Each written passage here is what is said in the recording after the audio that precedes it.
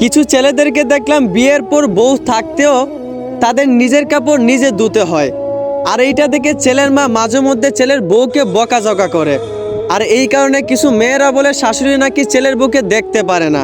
তো যেই মেয়েরা এইসব কথা বলেন তাদের উদ্দেশ্যে কিছু কথা বলি, মন দিয়া শুনেন। একজন মা 10 মাস 10 দিন কষ্ট করে একটা ছেলেকে দুনিয়ার আলো দেখায়। ওই ছেলেটা যতই বড় হোক না কেন, ছেলের কষ্ট হবে বলে মা অসুস্থ থাকলেও ছেলের কাপড়টা মা নিজে ধুয়ে দেয়। ছেলের কষ্ট হবে বলে মা অসুস্থ থাকলেও ছেলেকে নিজ হাতে রান্না করে খাওয়ায়। আর সেই ছেলেটাই যদি একটা সময় বিয়ের পর মায়ের চোখের সামনে বউ থাকতেও নিজের কাপড় নিজে ধোয়, এইটাকে কোনো মা নিজের চোখে দেখে সহ্য করতে পারবে? যেই মা অসুস্থতার কারণে নিজে দাঁড়াতে পারে নাই ঠিক মতে, তবুও ছেলের কষ্ট হবে বলে নিজ হাতে রান্না করে খাওয়াইছে। আর সেই ছেলেটাই বিয়ের পর বউ সুস্থ থাকার পরও ছেলেকে রান্না করে খেতে হয়।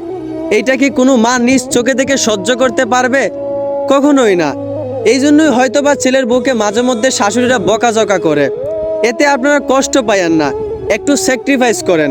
শাশুড়িদের বকা একটু নিজের মায়ের বকার মতো মেনে নেন।